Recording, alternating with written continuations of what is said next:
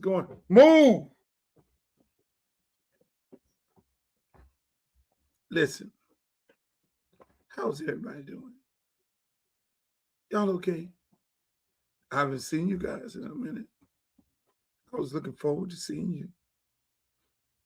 You may need to like, share, and subscribe to this show because it's going to be big. You see, I changed the time. I don't normally come on Thursday because I didn't come on Wednesday. So I'm Thursday and then Friday, back to back. Start sharing this show right now. I want y'all to start sharing it. Yes, baby. Welcome to another edition of yours truly, Uncle Luke Show podcast, brought to you by Luke. Oh, I don't even have a hat on.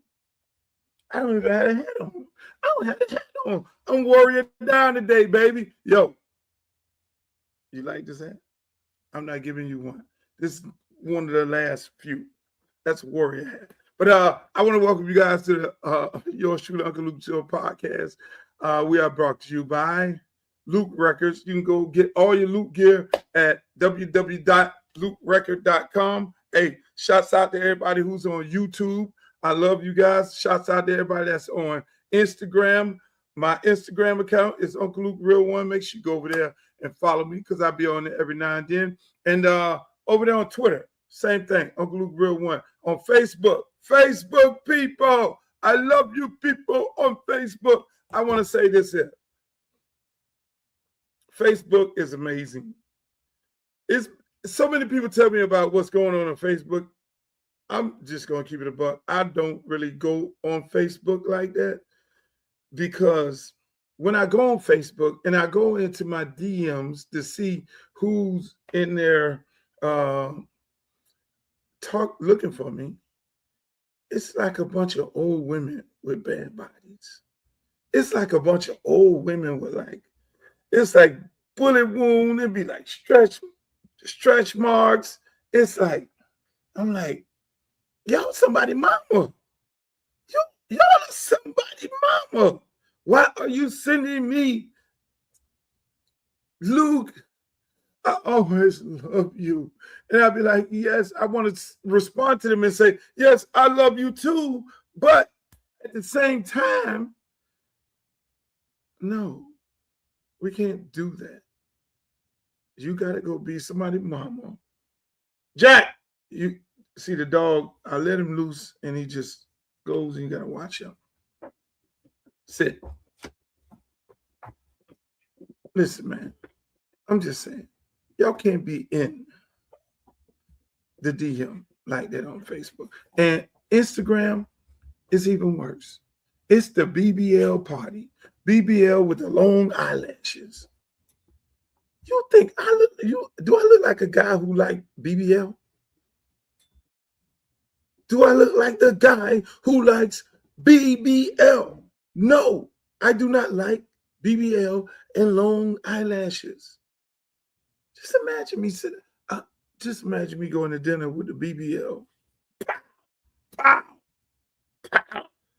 Little waist and boom. I told this one lady, she wanted to date me so bad. I was like, look, lady, you got too much going on. It's like you got the little waist and the big old ass and the big breasts. They see me coming in there. That's what they expect me to. It's like I'm getting high on my own supply. I don't do that. I'm sorry. I can't go out with you. You're not my type. I like skinny mini Coca-Cola bottle with a little bump in the back and a C cup. Not no D. Not no double D. All y'all just think Uncle Luke, that's what Uncle Luke likes. No. And you got to be a professional. You can't be the roundaway girl. I know half of y'all think, oh, Luke like them scrippers. I walk down the street, Luke, where the hoes at? Huh? Do I look like? I'm just saying. I just had to get that off my chest.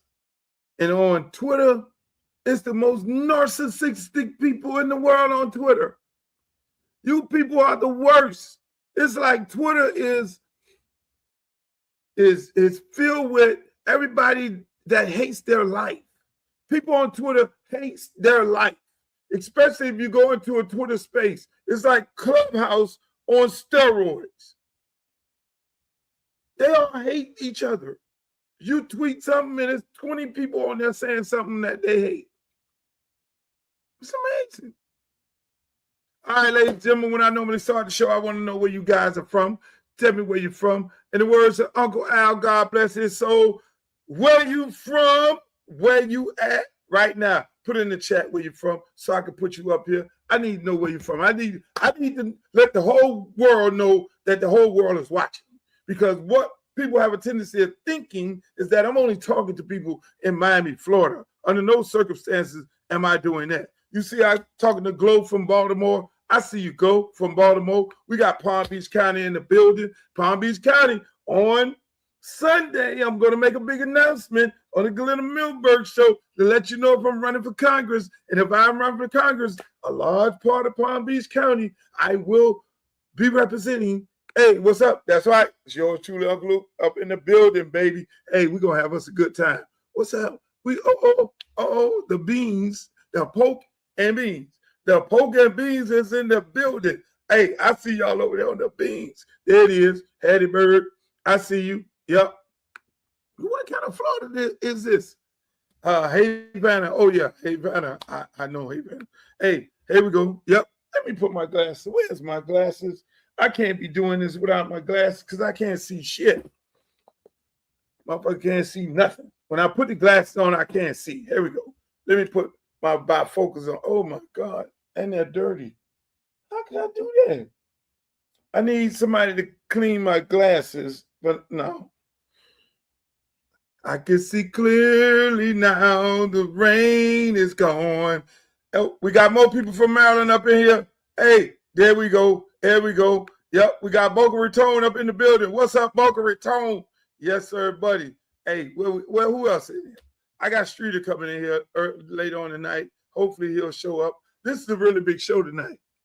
It's a big show. I want you to right now do like, share, and subscribe. I'm going to go on here, and I am going to repost the show. It's on, it is on what you call it. The show is on Twitter. It's on live. You go up into the box up there, and I'm going to repost the show. See, this is a new time for me, and I know most people are like, what the hell is this dude on here this time of night? Oh, shit. I can't even repost it. What the hell? Why I can't repost on here? Jesus. Oh, so be it. I guess Elon Musk got a hold of me. He probably heard that I'm on here doing the show. Yeah, ladies and gentlemen, I normally be on 5 p.m. Monday, Wednesday, and Friday. But right now, I'm on here with you guys right now. So here's the deal. We're going to go from one extreme to the next. As you know, this show, Uncle Luke Show podcast, is sports, politics, and entertainment. And let me tell you, we got all that shit and some. We got sports, politics, and entertainment to the fucking fullest. It's so much shit that went on in the last, from political theater on Capitol Hill. So much shit went on there. People still talking about Bad Bunny. I don't know why. Why they got so much beef for Bad Bunny. Trinidad, I call him Trinidad and Tobago, got his rights today. We're going to talk about that. Florida A&M, I didn't get into it deep enough. Florida A&M, Black History Month, can't say anything black. Going to have a little report on that. But look, here's a story that you may not know. I'm going to take y'all backstage at one of my old shows. You going on that stage yet? Right. Okay. Then we gonna go. Oh, got you. So you but them girls came a different way last night. Yeah, they came up on the side of the stage, just closer with a DJ. You can climb up there, right? No, it steps right there. Oh, you talking about on that side over there near the bar? Yeah, steps right there. That's what I'm talking about. But everybody can see them. You don't want everybody to see them.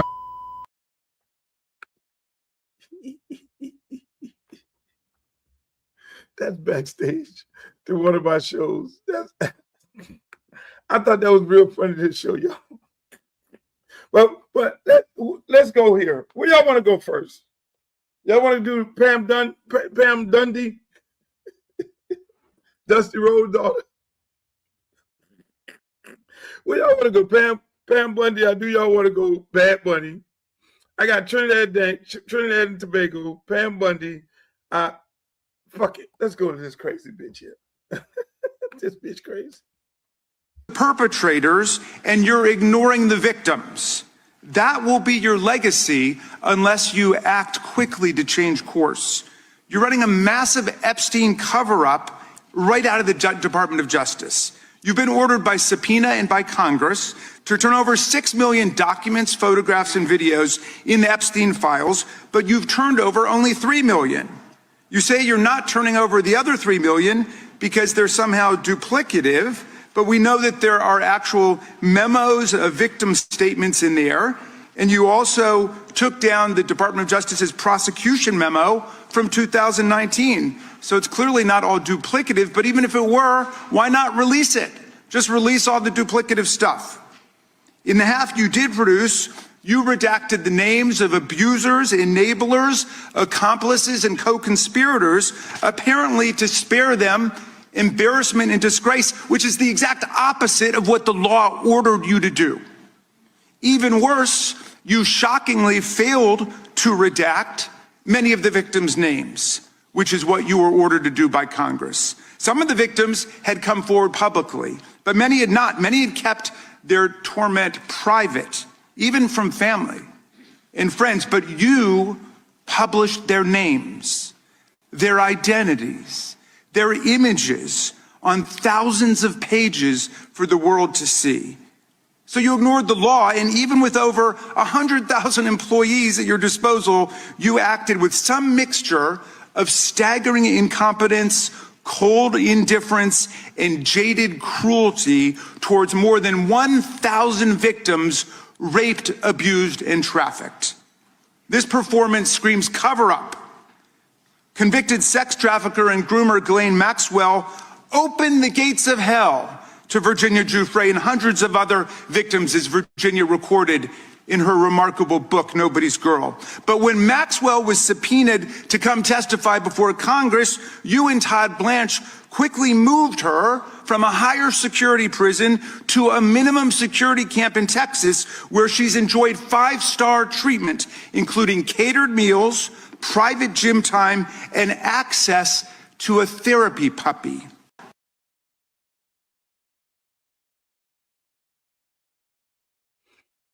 Access to a therapy puppy.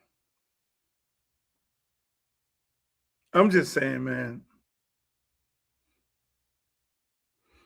it is amazing as to what's going on. It's fucking amazing. I mean, you look at these congressional hearings,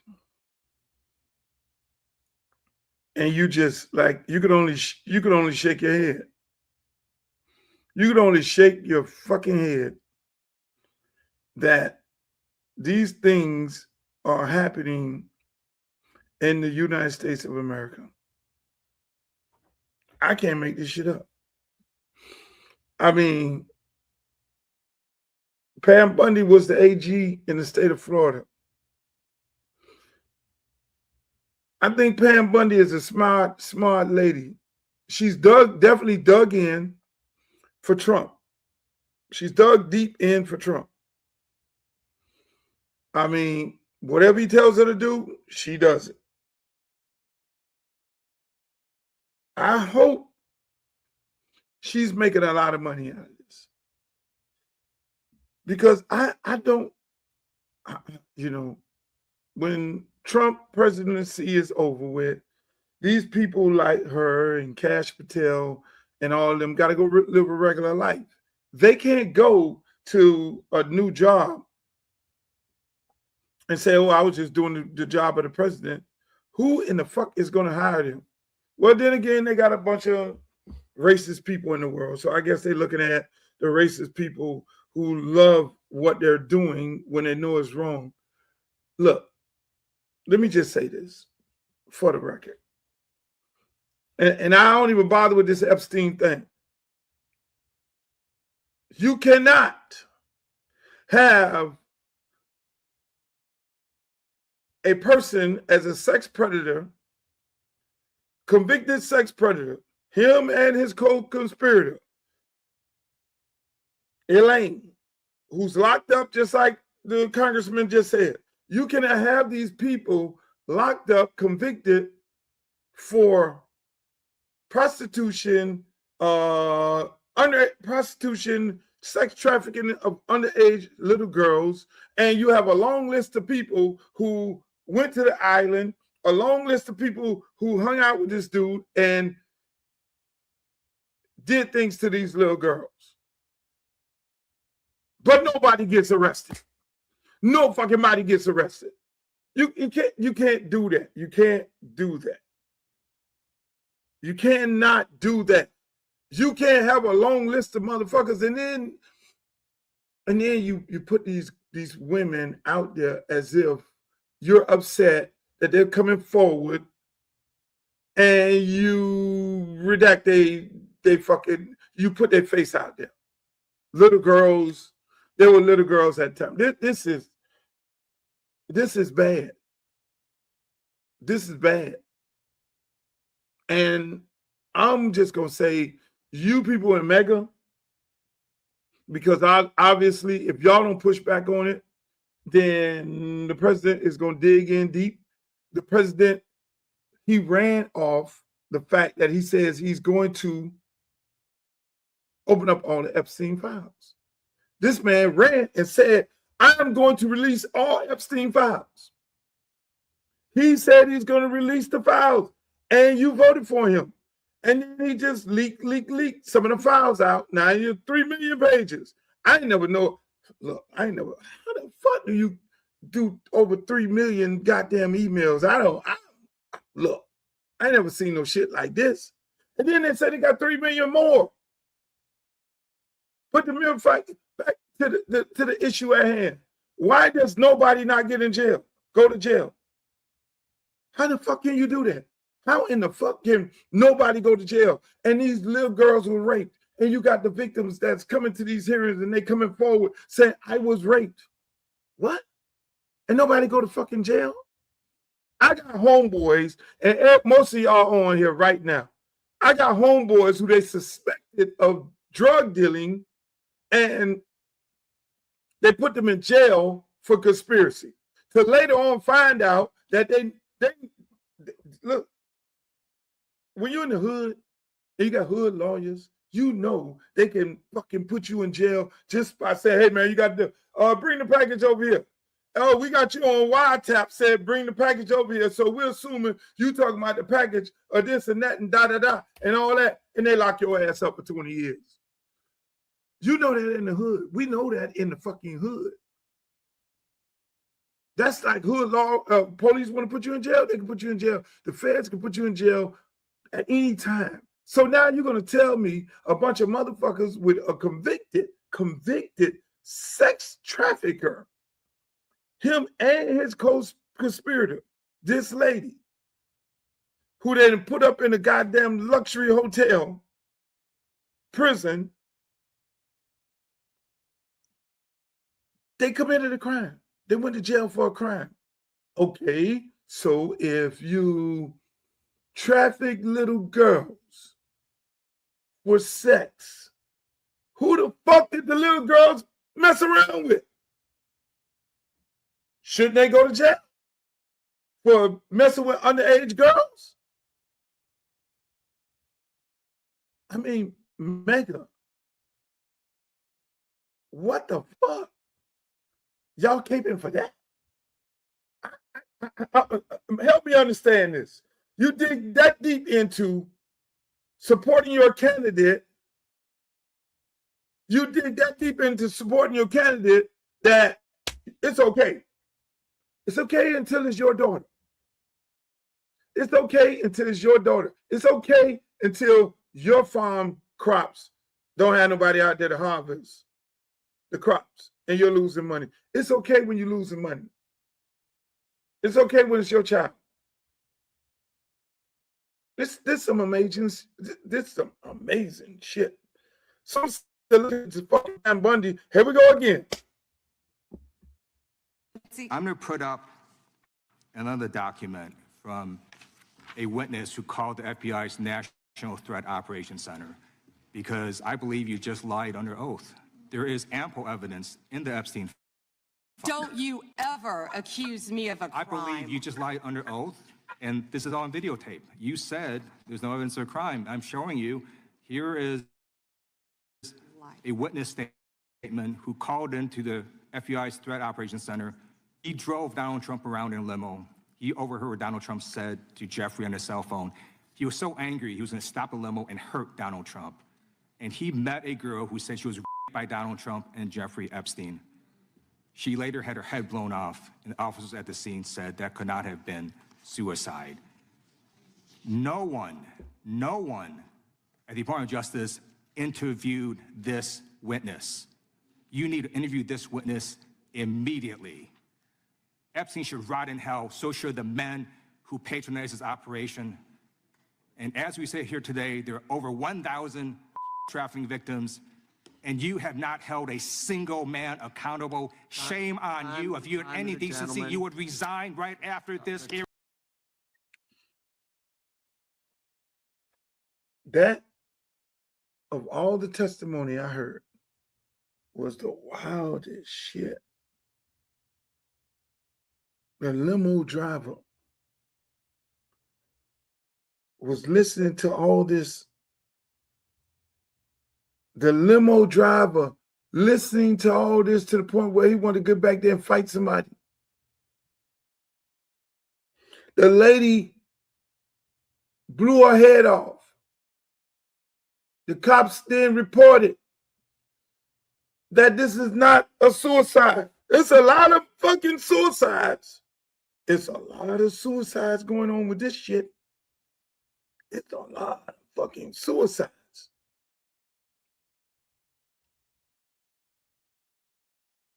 Epstein suicide, the lady's suicide, one motherfucker in jail in Taj Mahal locked with a little dog. Bring me my little dog. That right there, exchange, of all the exchanges that went on with all the other shit, is the worst of them all. The mere fact that they did not even interview this guy, this limo driver called the FBI, told them what he heard, is in the files, and they didn't even interview this dude. Get the fuck out of here. I mean, goddamn. I can't imagine something like that going on. I really, bro, this shit is deeper than rap. I'm gonna tell you this. This thing here is deeper than rap. Cover up. I don't know. A cover up is you cover some shit up and then it uncover. This shit here, this shit deeper than rap. I'm here to tell you. I don't know. Hey, motherfuckers ain't, look. This shit is deeper than rap. I can't make this shit up. I really can't make it up. But, I mean, hey, look. Y'all vote for it. The limo driver is in the documents. You ask who the limo, he's in the documents. He asked to be interviewed. They didn't even call this motherfucker to interview him. It's like Willie Lump Lump had 12 keys in the back of the car, and somebody called up and said, man, Willie Lump Lump got 12 keys in the back of the car. They say, fuck it, we ain't even talking to Willie Lump Lump. What? I got sad. When you live in the hood and come from the hood like I do,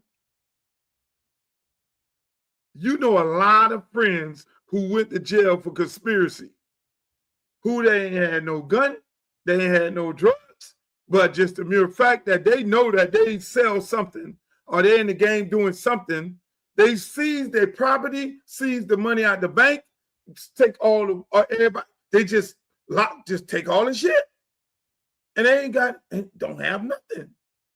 They just say conspiracy and put you in jail. But all these, you got 2 people that went to jail for a crime of sex trafficking, and there's nowhere the people who they sex traffic to. This shit deeper than rap. Motherfuckers is losing their life off this shit right here. I can't make this up. But I'm gonna move right along, ladies and gentlemen. We gotta move right along. I got some very special guests in the queue down there, which I have a beautiful lady down there. I like having beautiful ladies on the show. Well, I only really have one beautiful lady on the show. And I'm happy that she showed up today, because there's some sports shit that we got to talk about and a little more politics. But I want to introduce you all, ladies and gentlemen. D Love Sports. D Love Sports. Let me tell you about it. You go to the best place, in my opinion, her best content is on TikTok. She gets real charismatic and real dramatic, talking about certain things, and it's like poetry in motion. So you can find her on TikTok. You can find D Love Sports on Instagram. You can find her on Twitter. She got the Sports and Coffee back going on again. And I know all of y'all love her because y'all keep asking me, where is D? Where is D? Like y'all in a love affair with D. Y'all in a love affair with her. So without further ado, ladies and gentlemen, here is the one and only D Love Sports. Hello, D. What kind of intro? I love it. Hi. You always find a way to make it unique, and I appreciate you. How are you? It's been a minute. How y'all doing? I'm great. I have to be creative. I mean, a person like you, I got to introduce you in the proper way. I appreciate it. And I'm mobile today. I wish I could stream this to my audience because I got some important things to talk about today. We got to get down to the bottom of some things. I got some venting to do. Y'all might not have seen me like this today. I'm a little riled up. I see you. You look like you're riled. You look like you're ready to go. Shit. I'm ready. I'm glad you have my notes and everything. I'm ready to go. You got the notes and everything? I'll just sit my ass back and let you take over the show. Ladies and gentlemen, welcome D Love Sports to the show. Yes, sir. Thank you. Pleasure to be here. Which one? I know you got a lot of things. I mean, sports is out of control. I mean, from Bad Bunny to goddamn your man. But I want to start right here. Let me start right here, because I know you're gonna blast off like a motherfucker.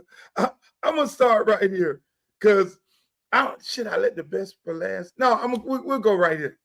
Mike too, since he's retired. Give me an example. Who y'all talking about? Y'all talking about James? I mean, James has been vocal, as has Ben. Both have been vocal. They tell the version of the story in Pittsburgh that they want to tell. And I told him, I said, how can you say he's not a great coach? Well, everything that happened good to you in football was under his watch. Your Debo name, when I played with you was James Harris. Under Mike, 3 or 4 Pro Bowls, Defensive Player of the Year, played in 2 championships, paid you over 50-something million. You think the head coach didn't have his hand in making that player? Then why would you take a shot at the guy who changed your life? Because Coward didn't change your life. Coward cut you 3 times. I didn't agree with none of it because I just feel like you took a shot at Mike. And in this space, Mike ain't gonna defend himself in this space. Well, he broke the brotherhood. Then 7 definitely broke the brotherhood because the shit that 7 did that we don't talk about is crazy. Out of anybody should talk, he should never grab a microphone and really talk Steeler business. Because if we talking Steeler business, his ass is foul of all foul. Like the shit that he's did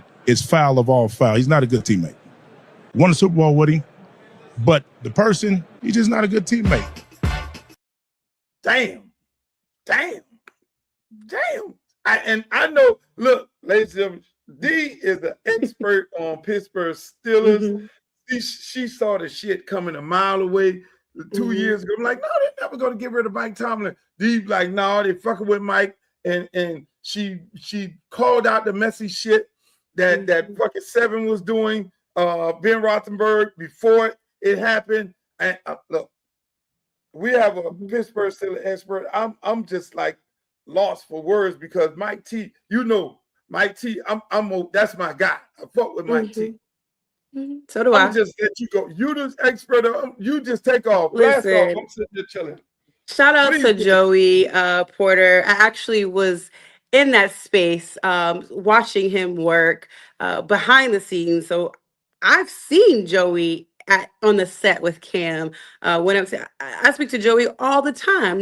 Joey is a real one, as some people, a politically correct way to say he is a real one. So I actually saw James. I will refer to him as James.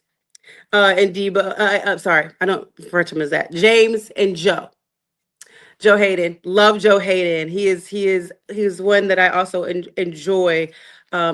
That was part of Steelers culture, but Joey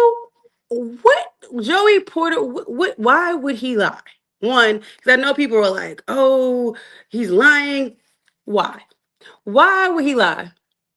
And what did he lie about? And if you're telling me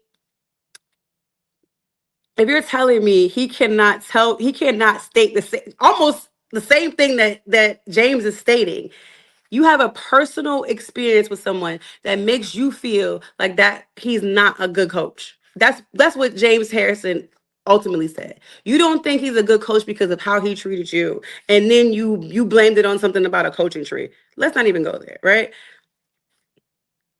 But he's telling you wouldn't be who you are if it wasn't for that coach, because the coach before him didn't care about you.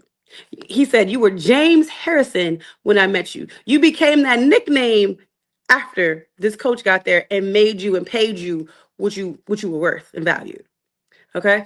So what is James lying? I mean, what is Joey lying about? I don't know. Like, people were saying his experience with Ben and what he knows about Ben.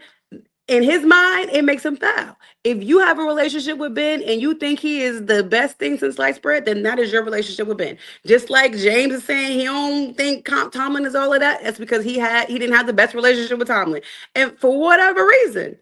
So I'm not knocking Joey for what he said, because he's in the locker room, and if there are things that he's witnessed from Ben that makes him not a good teammate, so be it. I've heard stories. I'm not here to regurgitate something else that I've heard because I didn't witness it myself. But if he's telling you I've witnessed things in the locker room that makes somebody a bad teammate, then that's his experience. So let me ask you: when Ben Rothenberg had the issue with the little girl, allegedly he had issue with the little girl, who was the head coach then? That was Tomlin, right? That was Tomlin. Was that under Tomlin? Yeah, that was Tomlin. That was under Tomlin. So Yeah. Tomlin could have threw his ass up under the bus at that moment. They could have got, and there was rumors after the fact that they were going to trade him. He ain't never go nowhere. Bottom line, he was still there and he got paid. Exactly. So Tomlin did all this, but Tomlin did all this for all these people, including Ben. Tomlin has to make the hard decision. Isn't this the same guy who got paralyzed, and the same guy who talking all this shit who got paralyzed on the field, and Mike allowed him in some capacity to come back? No, you're talking about Ryan Shazier? Ryan Shazier was the one that got paralyzed, and I'm just gonna let it straight. Ryan Shazier was the Shazier. I mentioned Shazier because, and I'm glad it's not him. Shazier.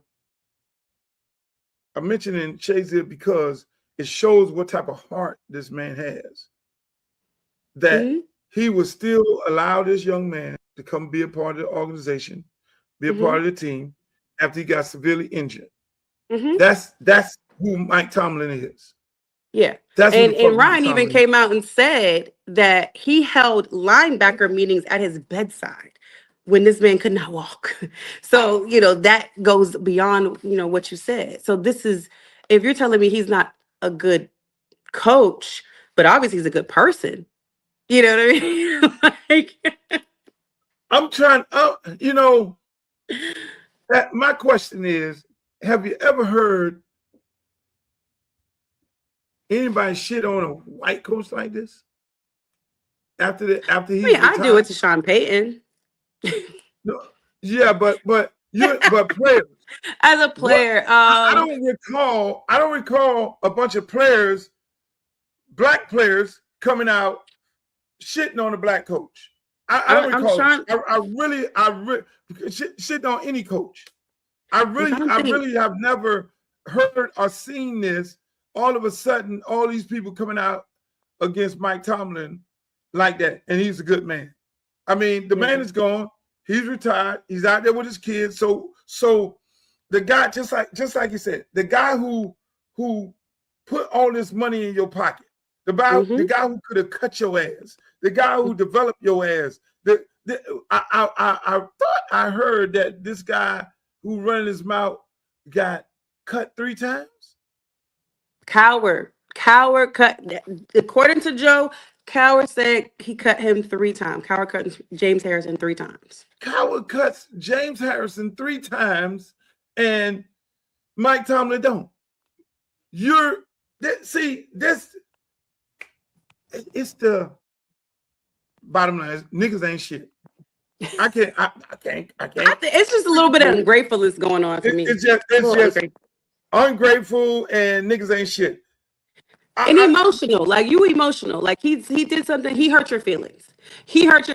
Therefore, you are not in a place where you could say he's the greatest because your feelings are hurt. And maybe Ben felt the same way. He hurt your feelings at some point where you feel like you can't say he's a good or great coach. Your feelings got hurt because there are plenty of people on that team that don't feel at some capacity that Ben was amazing or an amazing teammate. And their experience, that's their opinion. Speaking of feelings hurt, let me bring in Streeter right here. Hello, Streeter. Welcome to the show. Oh, I got to give you the big intro. I'm sorry, I got to give you a big intro. Ladies and gentlemen, boys and girls, we want to welcome the Footballville, the greatest of all time, Streeter, on the show. I don't know what happened to D. I think she got she was having some technical difficulties. She'll be back, but Footballville is on YouTube. Footballville is on Instagram. Footballville is on X, and they have all the best content. You can go back and look in the archives and see a little everybody. You can see the top players. I don't give a damn who it is. Dalvin Cook, Mari Cooper, you name it. Jeremiah Smith. You go see them all on Footballville in the archives and see them guys when they were little kids and everything. And for all you haters, he is the number one sports guy here in South Florida. So don't be mad. It is what it is. Give him a round of applause, people. That's what it is. We're gonna make the Hurricane great again, man. But I heard you going so hard on MAGA, man. I felt weird, man. So I had to switch out for you. That's the Hurricane. You can put your MAGA hat on. Make the cane great again, but I had to switch out, man. You was going real hard on MAGA, man. But let me ask you. We were just talking about Mike Tomlin and James Harris gets out here talking all this wild shit about Mike Tomlin, and Joy Porter comes to the defense. And my question to D, when she was on here, and I know she was getting some technical difficulty, have you ever heard of former players coming out fresh right after a coach retired in this manner? It's only niggas doing this to niggas, right or wrong. Bottom line, that's just what we do. That's what we do. We won't do that to a fucking white coach. We won't do that. No, we ain't gonna do that to no. And there have been a lot of guys who got cut. There have been a lot of guys who have been cut by many coaches. Obviously, there's only 2% black coaches, so your ass been cut by white general managers and white presidents and all that shit. But then nobody comes out and talks shit about them because they say, you know what? It's business. It is business. But all of a sudden, you got all these motherfuckers, Ben Roethlisberger, and then you got this Harrison. All these dudes want to jump out there and talk shit about Mike Tomlin. Mike Tomlin's a good dude. He's a fucking good dude. And have you ever heard anybody, Streeter, that went off on a coach like that? It doesn't happen often. It almost seems like, man, sometimes as blacks we hold each other. The expectations of each other, man, are off the fucking chart, bro. Sure. Like it seems like you can't do enough for people sometimes. Like you could, and I've experienced it. I've experienced it even with being Footballville. You thought you was doing good for your community. You out there, you recording kids, you making them happy, and then you realize that you couldn't record enough kids. Shady McCoy went after the OC that just got fired from the Raiders, right? That was the first time I kind of heard that. And then when your boy Asante Samuel kind of went after Bill Belichick. It doesn't happen often, though. We've had all white coaches for the last 40 years. You know what I'm saying?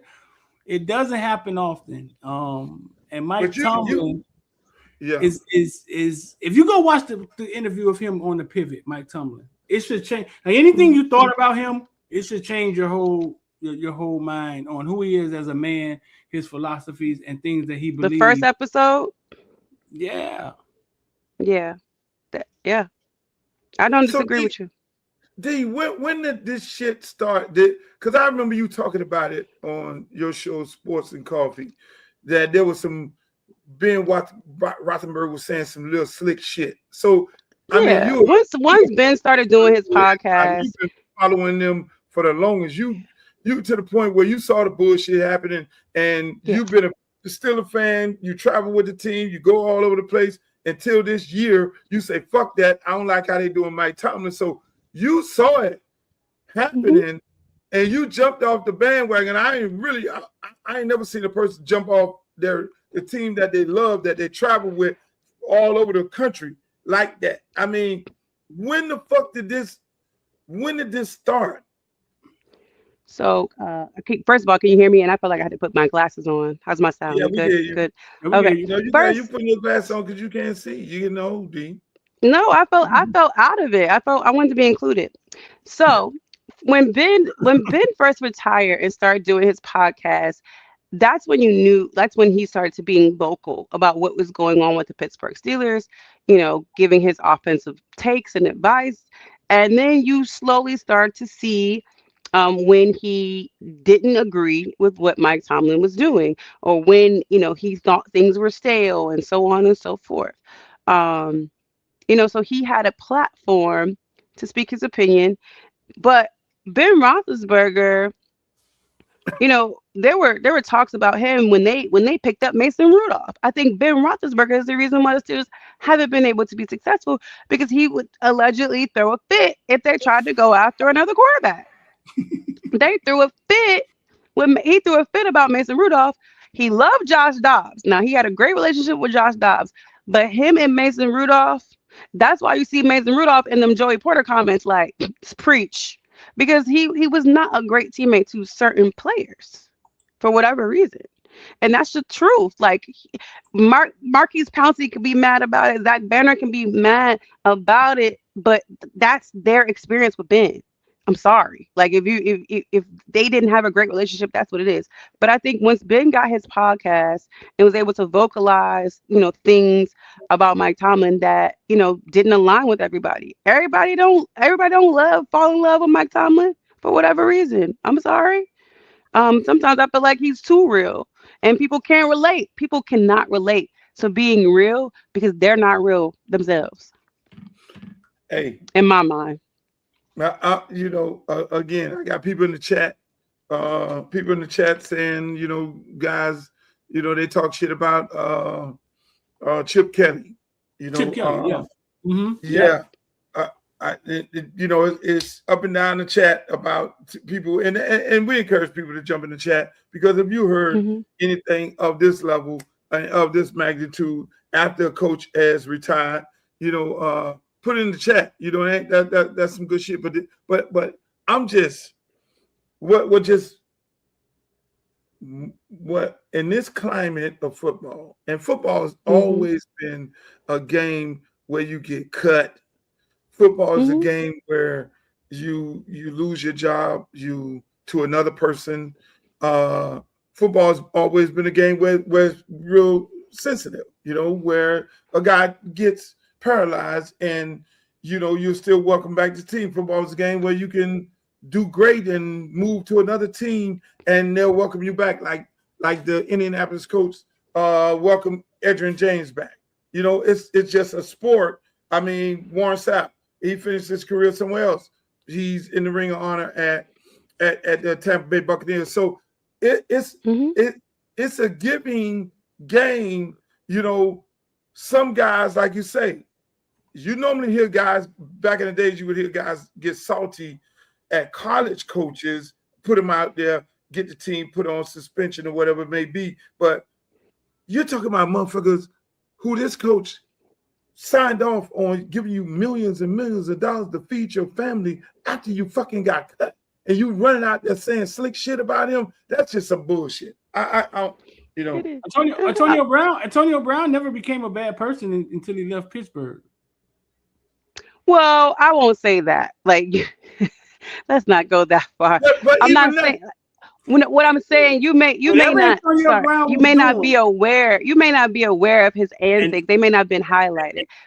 That's exactly what I'm saying. I believe you are who you are. I believe you are who you are. Antonio Brown went to my high school. Exactly. You said exactly what I'm saying. None of his stuff became public. He didn't become a public. You say he became a bad person after. I said I think you are who you are. No, he's basically saying that Mike Tomlin covered up all the bullshit.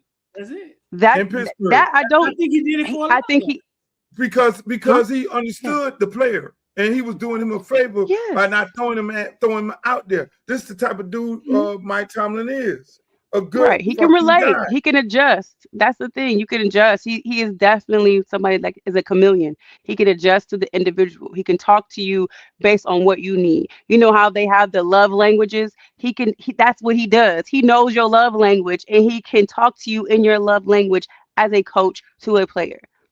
That is unique. There is coaching and there's great leaders and there's great coaches and very rarely do you have a great leader and a great coach. That is rare.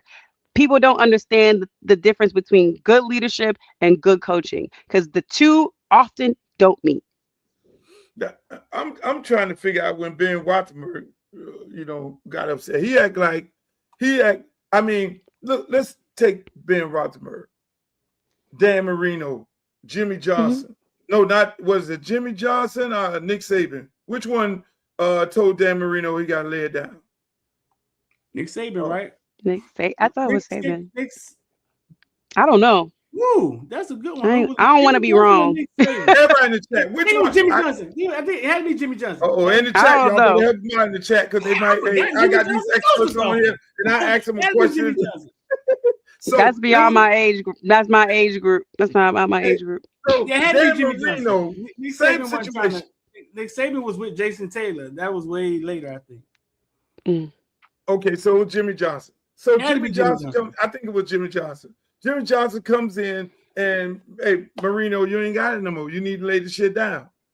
Do you think Dan Marino ran out there and started talking shit about Jimmy Johnson? No. At some point, you're going to have to lay it down. Matt Ryan had to lay it down. Matt Ryan got traded to Indianapolis Colts. You think Matt Ryan went back there and went off on his coach? It's just people with class and it's people with no class. And I think Ben Roethlisberger ain't got no fucking class for going out to Mike Tomlin. You give people a mic and a platform and they want views and they want attention. They say things. Speaking of these are the things that Ben said it on his podcast. This is what if he was at home with no audience, you think he would say these things? No. That's crazy. Speaking of saying things, I got another topic for both of y'all. Here we go. Open head coaching spots, and the final two have been reportedly filled with the Las Vegas Raiders planning to hire Clint Kubiak and the Arizona Cardinals planning to hire Mike LaFleur. And so that means on this first day of Black History Month, it is confirmed that there will be 0 black head coaches hired in this cycle, 10 openings, the most in the history of the NFL in a single season. That leaves 3 active black head coaches, D'Amico Ryans, Todd Bowles, and Aaron Glenn. Of 10. So what do y'all have to say about that? I'll let Streeter go. 10 jobs available. The more jobs in the history of the NFL. And no black coach gets hired. You know who that she is? She's always talking about issues like that. You follow her? I don't. Yeah, she's always talking about issues like that. I've never seen her till today. Look, it's 2026, and we're still talking about black coaches in a league that's dominated by black guys getting a chance to be a head coach. It's almost kind of like taboo to talk about, like, bro, it makes no sense. Like, I'm at the point in my life, man, I don't know, maybe I'm just old. Anytime I hear this black shit, first black referee, first black, bro, it is 2026, bro. And when we're still trying to figure out how to get a fair shot at some shit that we've proven that we can do over and over, time and time again. I mean, the NFL, didn't the NFL hire Jay-Z to take on these type of issues, or did they just hire him for entertainment? I think it's entertainment. He's the halftime show. Okay, so let's just put him on the halftime show only, because I love Jay-Z. That's my dog. They just can't get out of their own way. You know, these teams and these owners and these presidents and these general managers just can't get out of their own fucking way. I mean, to you telling me that you can't find a black candidate to take over a head coaching job. You can't even leak out there that you want Friedman. You can't even go after our guy in Virginia who's at Penn State. You know what I'm saying? I mean, real reputable coaches who have the capabilities of coming in and demanding respect. But you'll go get a Mike McDaniels, who I said on the radio show here when he first walked in, that is not a leader of men. Because you got to, this football is a gladiator sport. I don't give a damn how much hitting they take out of it. You got to be able to go in that room and talk to them men and tell them men, run through a fucking wall for me. And if you can't do that, they will not run through a wall for you. And so that is why when you lose to people like Mike Tomlin, and then at the same time not being able to get fucking a black coach out of 10, really? Really? Is that what we at? They're going to be calling them. They're going to be calling them because they'll be like, look, I got this player. I need your help. I don't know how to relate to him. I don't know how to get him to calm down. I don't know how to get him to show up. I don't know how to get him to give me his all. Help me. They're going to be calling. They're going to be able to relate to the black kids in the room. I mean, am I lying? Am I lying? No, you're not lying. You're not lying at all. Because again, and I got something else to add. Go ahead. Because I need you to, because we talk about these black coaches, these men that didn't get black coaches out, but did you talk about Roman Oven that got the job as the commissioner of football for the SEC? Did y'all talk about that? Assistant. No, we're not doing that. We're not doing assistant. He's not an assistant. There's a commissioner of the SEC. No. We're not doing that, and we're not laughing about it either. We're not gonna laugh about it either. No. We're not doing that. We're not doing that. I wish you was on your platform because you can zap that right up there.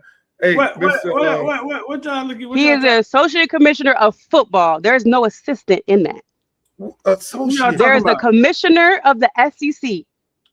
There is the deputy commissioner of the SEC, and there is the associate commissioner of football. And then there's associate commissioner of men's basketball. Everybody don't have a commissioner of their alleged sport. So Okay. we're gonna Okay. downgrade it. Why we doing that? No, Why are we doing that? I Don't want him, do that. I want him Don't. to have. I want him to have all the bells and whistles, but He does. I want him to really have all the bells and whistles. Don't give me don't slide. Because you know how they do. They'll slide in, to try and make the shit look good. So I like you to be at the top of the food chain. So let me ask you, because I heard you said that there. Correct me if I'm wrong. You said that is there or is there not a commissioner in the SEC, a commissioner of football, commissioner of basketball, commissioner of baseball, and then there's the commissioner? Is that how that works? Yes, there are commissioners for certain. Not every sport in the SEC has a commissioner. Associate. That's what the commissioner of the actual sport is, the associate commissioner. So I know people are getting stuck on the word associate, but you are the commissioner of that particular sport. There is a commissioner of the entire SEC that is in charge of all of everything, encompasses, that's the umbrella, right? On top of the umbrella. And there's a COO, which is like the deputy. And then there are commissioners, associate commissioners for individual sports. So we're not going to downplay it like it's just some lowball position, because it's not. No, it's not. Because people tell me the SEC is this great worldly thing in college football, and you have a commissioner that's going to sit in front of all of these coaches and talk about policy for the entire and represent the SEC. Oh, what happened to D? D, what happened to you? You froze. She was on fire. Yeah, sorry. When I start making sense, they don't want me to talk. No, you in the black. You froze. She was on fire. Come out of the black. Get back. Get on Wi-Fi in that hotel. Where's D? She was cooking. So, did you look up the commissioner? D. Oh, there you go. D had all the information. That's on Wi-Fi. I'm back. You back. Get on Wi-Fi. I don't know the code here. The guy just asked me as soon as he said, "You good?" I was like, "I'm good," and then it went out. So I'm not good. Okay.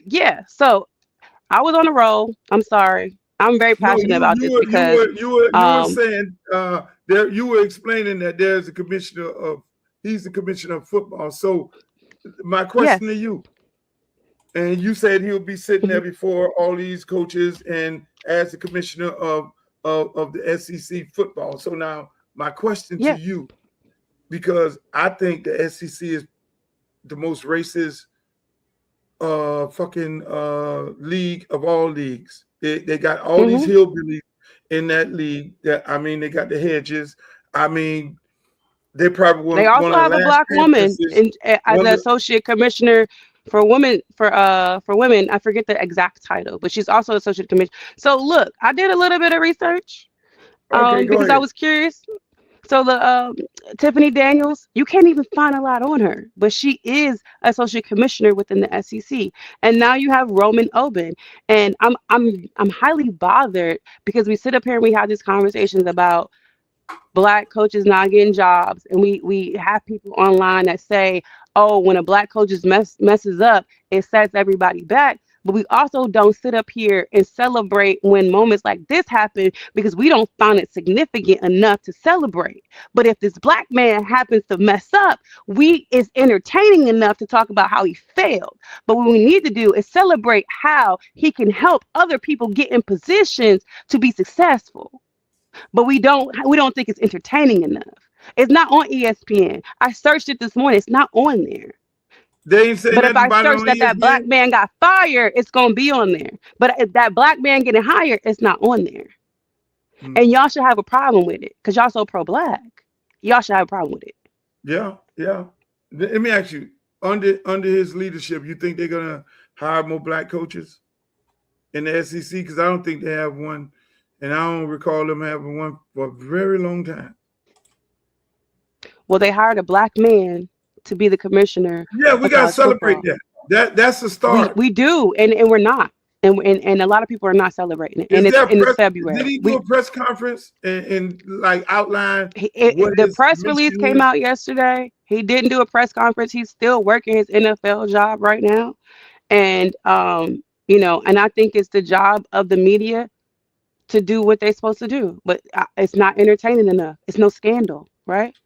Yeah. Well, that's the world. And that's unfortunate. So I'm gonna do my part. That's the world, and you're doing an excellent job. That's the world we came in. Hey, Streeter, this is something that I know you're really interested in right here.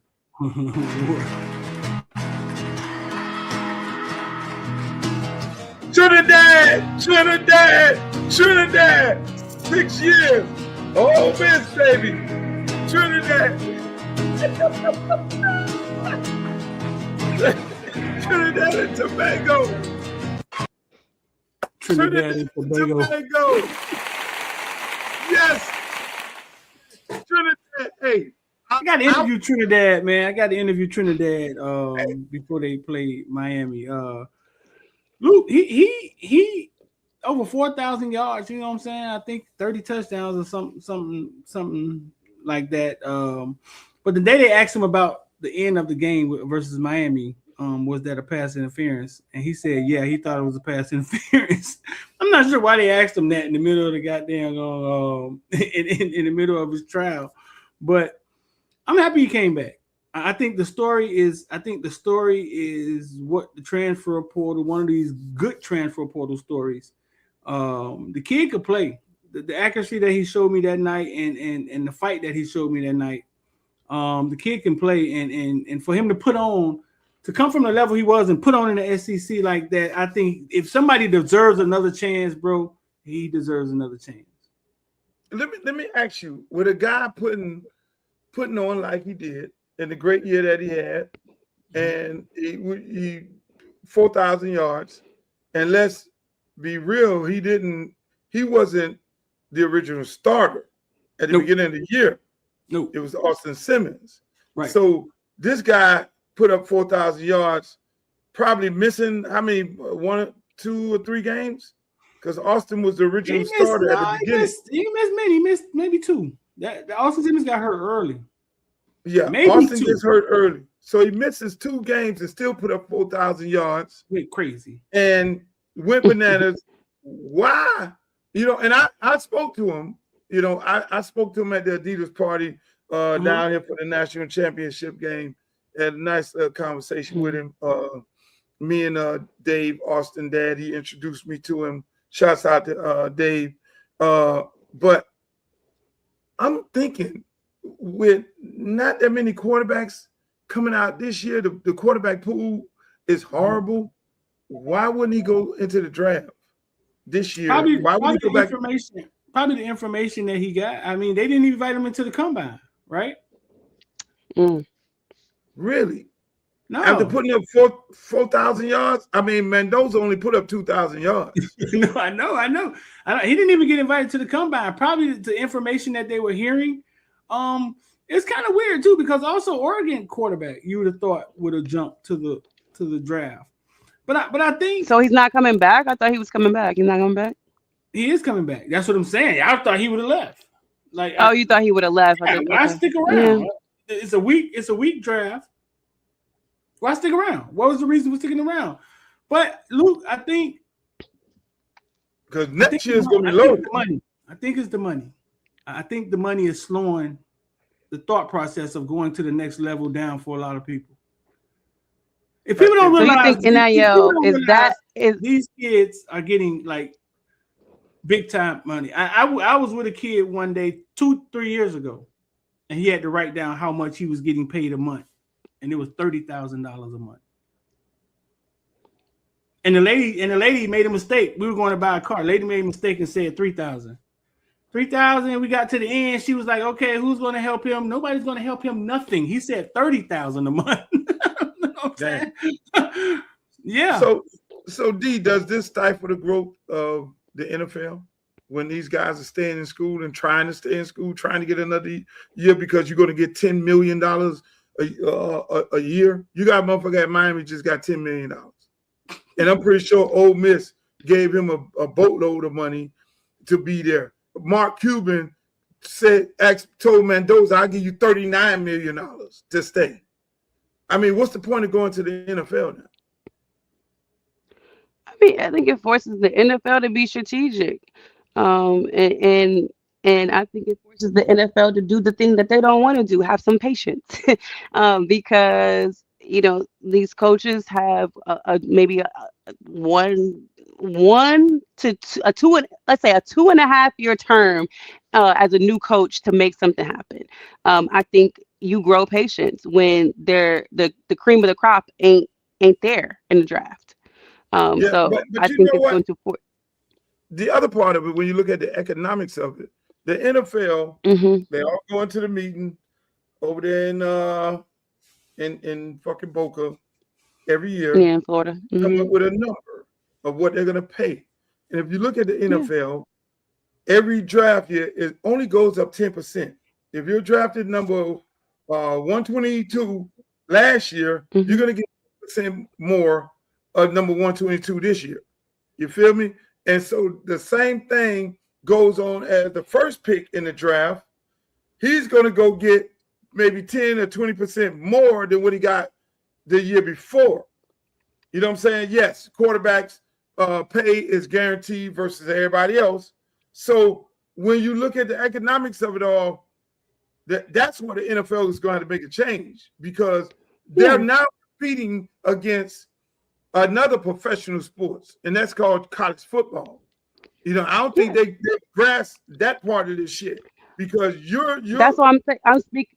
That's why I mean that goes into like the patience thing, right? Because you have to showcase yourself in a way where you're not making drastic decisions all the time, every year. This turnaround, this guy's getting released, and you have to show like, hey, we're a good place.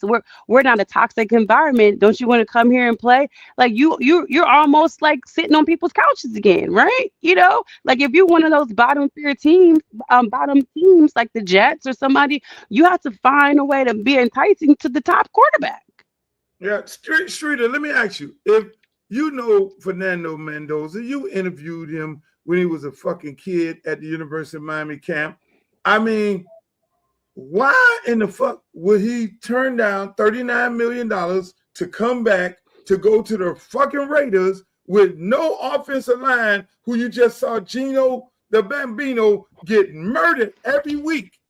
So you're going to go over there and get your ass murdered because you don't have an offensive line just to play in the NFL and lose money, actually lose money in this case. Mendoza? Yeah. Mendoza. I think sometimes it's just a dream, bro. I mean, he has a mom that's sick, right? Like, I think sometimes it's just the dream of going to the next level. His mom is sick. I don't know her health and how long, you know what I'm saying, or what's going on there. But it's probably just a dream of going to the next level. So, look, the dream of going to the next level with no offensive line, and you the quarterback, and you got a bunch of wild guys running after you. That's crazy. Can you avoid that though? Mendoza is polished enough to make some money. He gonna make some money elsewhere. You can't avoid getting drafted to the worst team, right? Cam Ward, Tennessee Titans. They tried to lose every game this year. Like, can you avoid it? Listen, I'm gonna take that Mark Cuban money. I'm gonna say, Mark Cuban, all them companies that you buying off that show, the Shark Tank. Make sure you cut me in on some of them deals that you cut over there. We're gonna do another year, $39 million. I'm gonna put that in the bank. I'm gonna come out in the draft next year. You got, man, come on, man. Shit. Well, speaking of controversy, here we go. Uh-oh.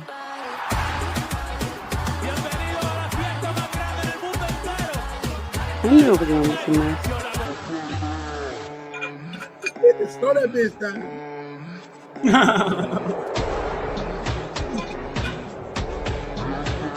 Slow that shit down.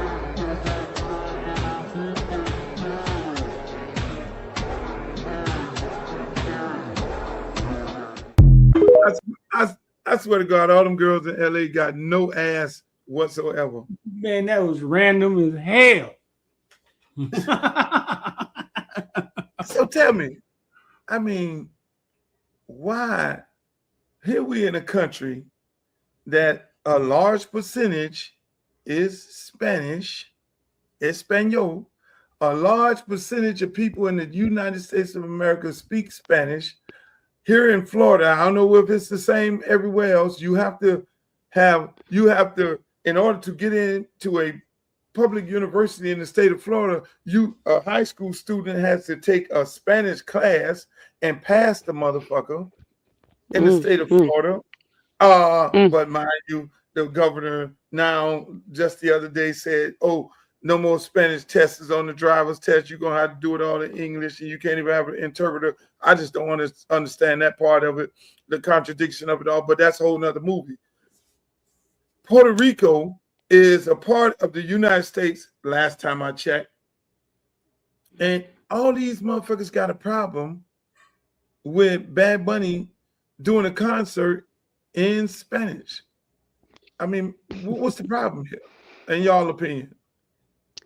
I'll speak on it. Look, I actually I ran into a man yesterday. He was like, I don't like no Bad Bunny. I was like, you don't like Bad Bunny? He was like, nah. I was like, man, I don't care what he's saying. I was like, I never knew what Selena was talking about, but I was beady bum my behind off. I was on my floor. Don't know what it means, but I was singing the words to Selena and repping her like I knew her when she died. Didn't know her. Didn't know a thing. And so I played a song and I was like, I don't care what he's saying. These beats are fire. The music is fire. It's a vibe. You know, we're dancing to it. Played a song. He was like, oh, this beat. He's like, oh, this Bad Bunny. Oh, yeah, I like this. Did you know it was Spanish, sir?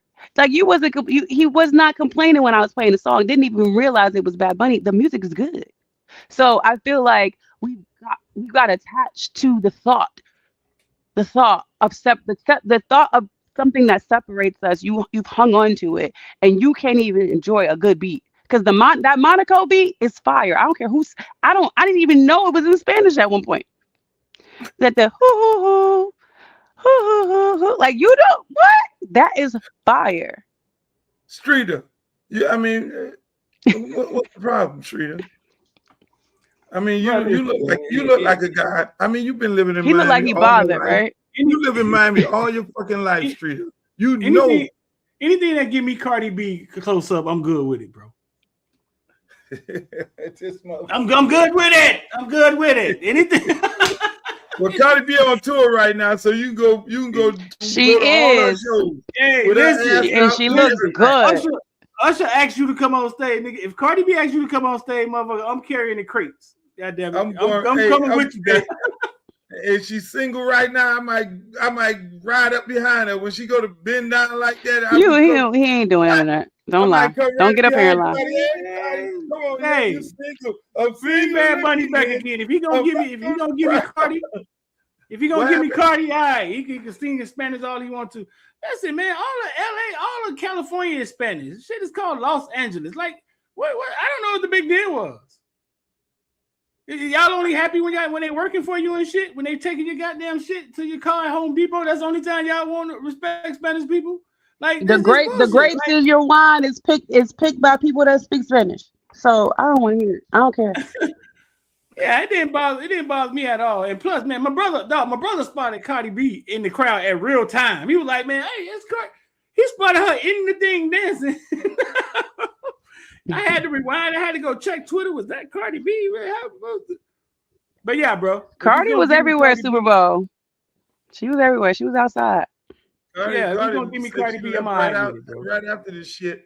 Cardi said she left right after this motherfucker's halftime because her man had the baby mama over there. That's a whole nother story. Cardi was getting a check Super Bowl. I seen her twice. I got a controversial question for y'all, bro. Let me see. I'm trying to bring this up. Hold on. Let me see if I got the right. With Cardi? Cardi, I love Cardi. There's nothing controversial with Cardi. No. Parker Kingston, BYU wide receiver, was charged with rape yesterday. They investigated. It happened in 2025. They was investigating him the whole entire season, and then eventually he got. Sure didn't hear about this. He proposed to his girlfriend 4 days ago or something like that, and then the police brought charges up on felony rape, no bail. I heard about that black man. Not. I got a question for y'all though. I got a question. Why you got my picture on here? Cause this the thumbnail. Now you looking guilty. Hey, hold on, here we go. Boom. You got a picture like I'm the motherfucking lawyer or something. So I got a question for y'all though. When these guys are accused of crimes like this, do you accuse? He's been charged. This is different. When these guys are accused of crimes like this, and in the comment section, y'all can let me know y'all answer. Do you think they should be suspended and kicked off the team right away before anything happens? Think about what I'm asking now. You're innocent until proven guilty if you're a certain person. If you don't get in trouble on the team, you're a nice guy. You're innocent until proven guilty. And you cover University of Miami football. Mm-hmm. There's been some people that allegedly got in trouble, and until the police came in there and got them, they were still on the team. Right. But when it's rape, when it's something like this, they kick you off. You know what I'm saying? You get suspended, kicked off the team. A lot of times we don't never see them people again. This is BYU. So if there's any school that's gonna kick somebody, it should be BYU. Okay, this is BYU. If you don't know what that means, look it up. So I don't need to say nothing else. Boys University.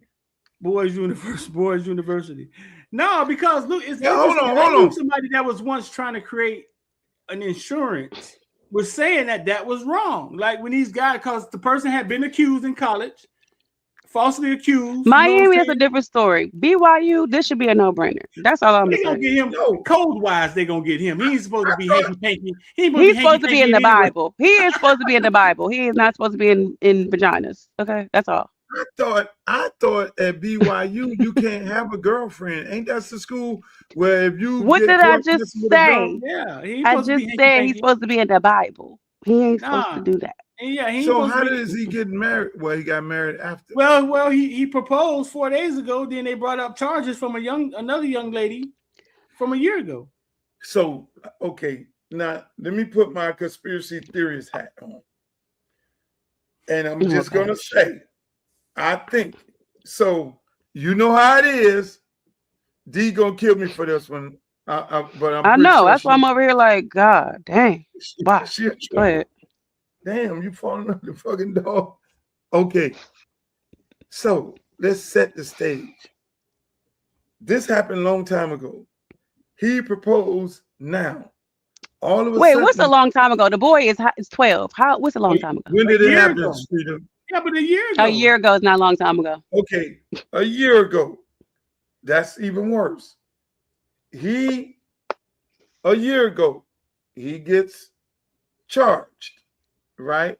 Or questioned, because obviously he wasn't charged. Right. He gets questioned. Now, before y'all go off the hinges, I'm gonna add a little more to it. So you know I'm on edge already. He gets questioned for allegedly raping or doing something to this one other girl. This goes on for a year. He gets charged now after he proposed to his girlfriend. So is it I didn't want to press charges for a year and he didn't propose to this new girl and now I'm mad, I'm salty? I'm just saying, don't shoot the messenger. We've seen those kind of things happen before because we're gonna have to let it all play out because I've seen these things before where Police go to the girl. The girl said, this motherfucker did this to me right here. And then he said, well, you want to press charges? The police say, you want to press charges? And then the girl says, said, we can't do nothing to him unless you say he did this. And 99% of the time, the girl is right. 99% of the time, the guy goes to jail. Domestic violence, rape, or whatever. 99% of the time, the guy goes to jail. They sort that shit out in court. So they go a whole year. And I'm pretty sure as soon as this motherfucker said, oh, I'm getting married. Oh, hell no, you ain't finna do that. Boom, police, I'm ready to fucking go and get it. I'm just saying. Now, I'll let y'all go. Y'all can. No, I mean, I don't know the story. So I don't know the story. I ain't even seen the story. So if there was an investigation, I don't know however long the investigation took. If the incident happened in no, that's not. No. How do you know the investigation took a year? How do you know? That's what they're saying. They're saying that they knew about it and it was being investigated. You're saying they had a situation in 2025, and in February of 2026, he's been charged. That's what they're saying. But I think it's more of what Luke's saying. I think it's more of what Luke. I think it's closer to what Luke's saying, because BYU knew nothing about it until charges was filed, and I think it's closer to what Luke. So they was investigating and nobody knew nothing. Now, if you was ever involved in anything with the news, Luke. The news is always fucking inaccurate, bro. Always wrong. If you were ever involved with anything, D, have you ever been on the news for anything?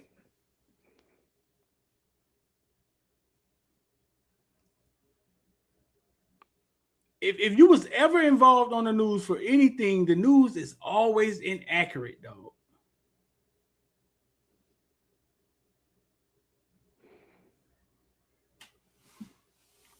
So man, I don't know. I don't know. I think it's closer to what Luke's saying. You know what I'm saying? I know sometimes women get salty and do things out of spite.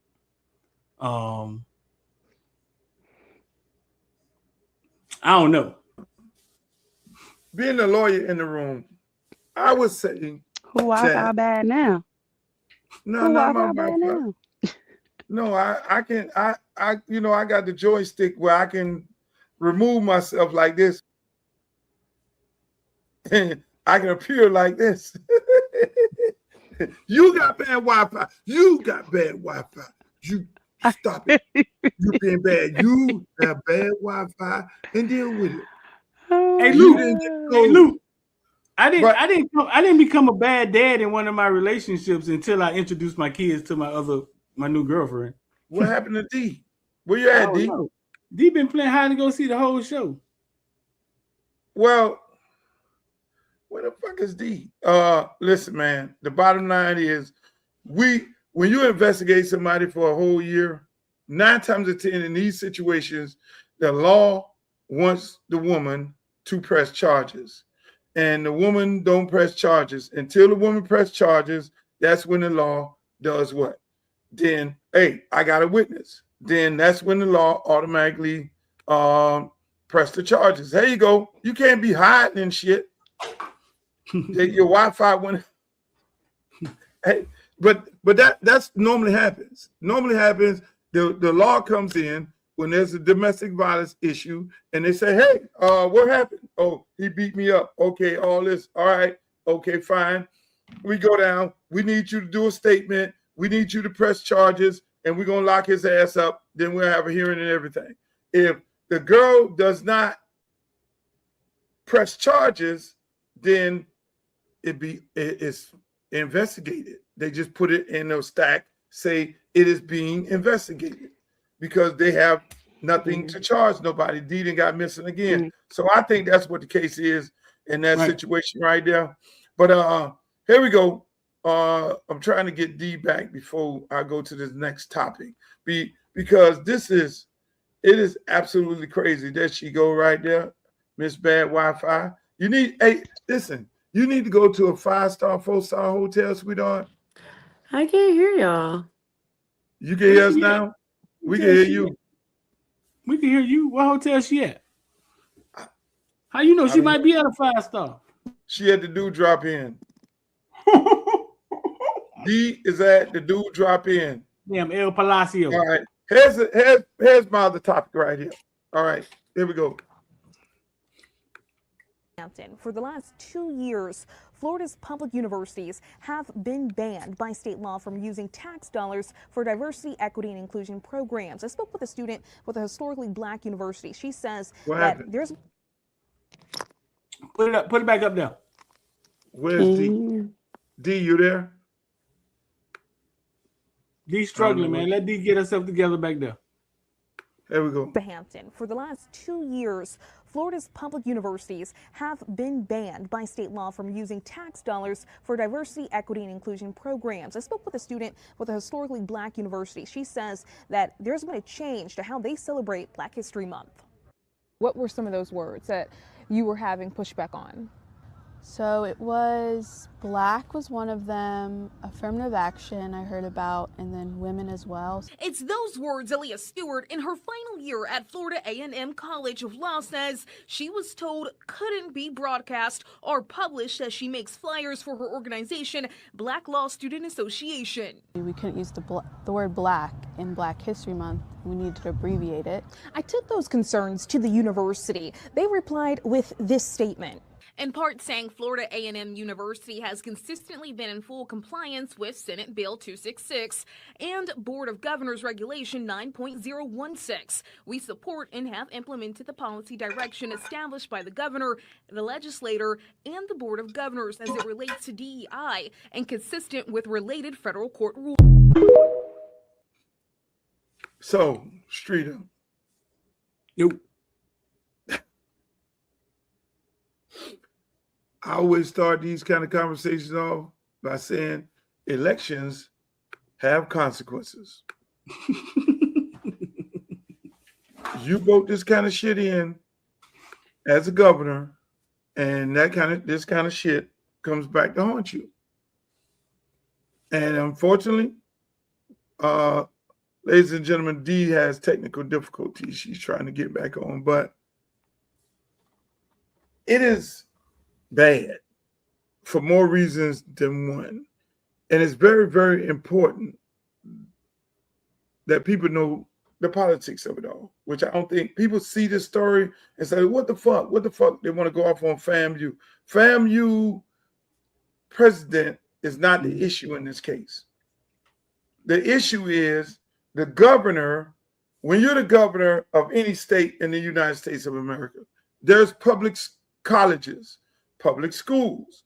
The governor is over those schools. The governor puts a board at each one of those schools. The governor brings the board, put a board there, and then what the governor does is he then have that board elect a president that's going to follow his rules and regulation. Now, mind you, in this case, he has to then get rid of DEI in the state and in the House. So he got those things put in law that you get rid of all these diversity, equity, inclusion departments in all these state schools. And then he then brings in all of these new presidents to implement what the law is and implement the things that he believes in, which is he's totally against diversity, equity, and inclusion. And he does not want any, under no circumstances, no teaching of Black history. He been said that, and he wasn't apologizing for it at no given time. That's what happens when you sit on your ass and say, oh, because Barack Obama ain't running, and you allow a jackass like this to become the governor of the state of Florida. This is what happens. Your Black universities are controlled by people that he put in there, and the law of the land becomes the law of the land becomes, yeah, we can ban all Black books, and yeah, you can't get on the campus of a Black university and say, oh, we're having a Black student union fucking meeting over at the library. You get kicked out. What kind of shit is this, Streeter? Weird. But yet still you could talk about the Holocaust. Yet still you can talk about Latino. You can talk about any race of people and talk about all of their history except for Black people. Make that make sense. Luke, I want you to explain this. Explain why does she have to call it the Black blah, blah, blah? Why does she have to say it that way? Like, okay, so if we were at Harvard, right? And there's probably a few Black kids at Harvard, a bunch of white kids, a bunch of Asian kids, and they start saying we're having an Asian meeting or a white meeting, right? Why do Black people have to separate what they're doing with their race? That's interesting that you said, but if you're at any white school, you have a Black student government. You have the separation of it because that's the way of the world. This is a Black and white world. You have, hey, look, you have fraternities and sororities that have predominantly Black, and you have predominantly white in those fraternities or sororities.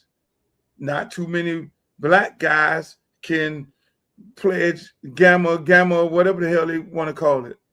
And you don't see that many white guys pledging AKA our Q dogs. Well, right. I did saw one guy said he was a Q dog at a party the other day when I was in Boca, but you don't see that often. You have white fraternities and Black fraternities and white sorority. You have that on the in Harvard and Yale. You do have it. Black student government. I'm the president of the Black student. You have it. And so you ask the question, why do you have to have that? Because why do we have to separate it? Why does it have to be? Because we're not included. Okay. So it's Bingo. Better. Bingo. That no, I wanted you to explain it. Bingo. There you go. Let me tell you something. Fucking let me tell you this. In my honest opinion, we got screwed up when we integrated. Integration fucked us all up. We integrated into their culture. They never integrated into our culture. We wanted to buy the Louis and the Versace's and wanted to go to their restaurants, but they never came to our restaurants. They never bought our product. Only thing they bought of ours is our music, which they had already been doing anyway. They bought our music. They stole our culture. Right. A large part of it. You know, you got these Adele and all them singing like Black women and shit, and you got this, yeah, everybody want to say, which I think is the most appalling thing in the world. Oh, Bill Clinton, he's the brother. He's the first Black president because he got head in the White House. You know what I'm saying? So that's a whole nother movie, but at the same time, we integrated into their shit. We went to their schools. We were doing okay when we were the Black community, white community, Hispanic community. Our money circulated within our community 100 times. Right now, our money only circulates in our community maybe 1 or 2 times. That's to the barber and maybe the fucking car wash. And now they got L car wash in everybody's community. So that motherfucker only circulates 1 time. But mind you, in everybody else's community, because you think you're buying liquor at the liquor store with a Black guy back there. No, he doesn't own it. It's either Arabian guy or Hispanic guy if you're in Miami or anywhere else. It's just that it's just how it is. And if you live in an apartment in a building where there's a whole bunch of other people, 9 times 10, a Jewish guy owns that whole building. And yeah, and that's how that works. So the dollar the dollar circulates, but before we owned all the shit. Before we owned our own property. But we wanted to integrate.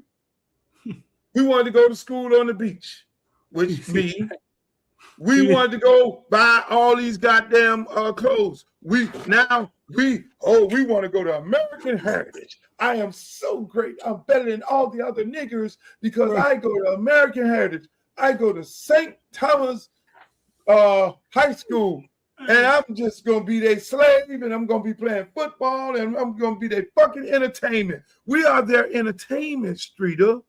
They don't buy into. How many motherfucking white people you see going to Northwestern because Northwestern got such great football? You know, the black schools. You know, it's so crazy when your grandmother used to tell you stories of Muhammad Ali being in Overtown, and we can't digest like why was he in Overtown? You know what I'm saying? But we were forced, but we had our own stuff. We own things, and still to today in 2026, we don't understand ownership. We don't understand ownership because let me tell you something. We don't understand ownership because this is where we all fucked up at. I'm glad you said that. Arguing and fighting with each other over a term that does not apply to you. Christopher Columbus is not our origin, so he can't call me a West Indian. Neither is Africanus our origin. So you call yourself an African. You are not an African. You were before there was an Africa. I'm an African American. Stop it! They named this country after Amerigo Vespucci, one of the grafted members of a grafted people that are Johnny-come-latelys on our earth. Now you're gonna call yourself an American and an African, both of them named by Caucasian people. What was the original name of that continent? Goddamn Farrakhan done made a goddamn feature. Boy, he done got serious now, boy. He done put that old Farrakhan, boy. There's a lion asleep in Judith who will awake ye. Boy, oh, Farrakhan done showed up. Boy. He done got serious, boy. Hey, you wanted the explanation. You fucking wanted the explanation, Streeter, and you got it. Streeter. He's been speaking the truth for so many years. He's just speaking the truth. We're misinformed. We're a bunch of misinformed. Huh? He's been speaking the truth for so many years, bro. And when I maybe 20 years ago, I realized that he had the answers, and somehow mainstream media muted him. Like made us believe that he was this angry guy, and the man has had all the answers. If you go listen to him, if you read the final call, you would understand a lot of things about you and your people. But I got one for you, Luke. Go ahead. I remember I used to make jokes about them being out there with the final call with suits on in hot Miami. I used to be like, "Oh man, Farrakhan, they ain't got no Muslim short sets." And then one day it hit me, Luke. It hit me, dog, and it hit me like a brick. That they're out there with the final call, asking for donations and giving you a piece of paper. You know what I'm saying? That mostly talked about blacks and a newspaper that talks about blacks. But the only way in this world that they don't get called a gang is for them to dress the way that they dressed. Other than that, any image of them in this America, in our mainstream media, will look like a gang. So they present themselves as men, well-dressed, and you can't get confused of who the fuck they are. Dog, and when it hit me, Luke, I was like, man, I was so small-minded and ignorant. Let me tell you something. We have failed for the horse and pony show as a people. You wonder why these people talk down to us, treat us like slaves. You wonder why their mindset of us is half man. They might don't say it. 3/4 of a man. And when there's a brother like me and you, and we speak, we're outspoken black men. They have a problem with us. They want to typecast us as racist, but we just standing tall, standing firm on our right. 10 toes down. And so they have did a number on us as a people to go in to our community, in our schools, in our education, and teach us that their way of life is the way that you should inspire to be. And that's been done decades after decades. And if you're not a smart person, and if you're not teaching your son or your daughter to stand on their own and stand with power and stand firm and understand the world that they're in, they identify us. We're considered black necks to them. Like we can identify a redneck, they can identify a black neck. And that's why I loved everything about Shador, because they knew he's a black neck because of the teachings of his father. And so they poked the bear every time, poke the bear. Nothing about football. We need to get that angry black man out of you. We need to get that Colin Kaepernick out of you. We need you to say that you're being unfairly treated because you black and that other guy's a white guy. But he ain't fall for it. You know what I'm saying? And so we have to play those type of games in this society right now, because we're a lost tribe. And I don't think we're going to get it together no time soon, because we're still lost. We still shucking and jiving and dancing and prancing for these people. We 90% of the fucking NFL, and you got black men ain't saying shit about it, ain't threatening to fucking boycott and say, y'all got it, motherfuckers, because they know that there are some other slave mentality black men that will go take their job. Yeah. If they decide that they want to boycott and all that, then they know they're going to have some motherfuckers who's sitting there want to cross the line. So they got them in a trick bag. It happened already. The replacement players. It happened already. It happened already. So again, so they know we don't stand for nothing. We don't really stand for nothing, because they got us hoodwinked, bamboozled, fucked up in the mind, brainwashed, and all that. And they'll take and break bread and do business with the ones who are not going to be outspoken.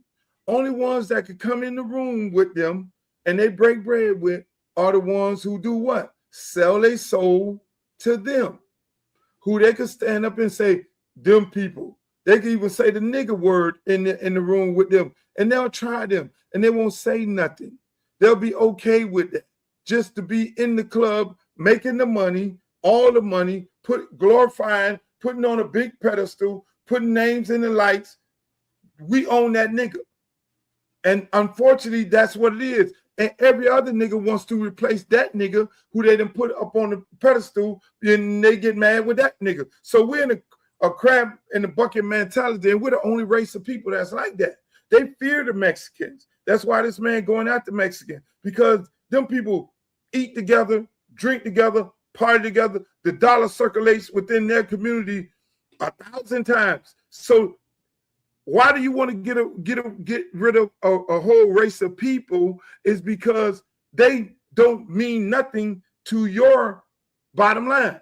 They're not feeding into the American dream, the American economy, because the American economy is a white guy sitting back there collecting all the money. Them motherfuckers sitting over there, they're only feeding into their own shit. They ain't caught up. They ain't trying to put Louis on. They ain't trying to put Versace on. They ain't trying to get a motherfucking ticket to the game. They're not buying into the bullshit that these people have to offer. So they would be better off exterminating them. I'm just keeping it a buck. Us, on the other hand, you can't exterminate because we buy into the bullshit. we're going to go get the design of this and the design of that and all that there and everything. We're going to go, we buy into what the fuck they're selling. Yeah. Unfortunately, we don't buy into nothing we selling. You let a black designer come up there, they're going to look at the fabric. They're going to look at this and look at that and everything. They're going to look at shit. Hey, we open up a restaurant. They're looking at man, they got a spot on the fork. Mind you, bitch, you just left the fucking the Waffle House with all the shit on the floor in the back of the thing. So you're gonna question everything. I looked at a black man. A black man has an electric car. Just like D said earlier. Ain't nobody talking about that. But you want to talk about Elon Musk. All black people should go buy the fucking black electric car.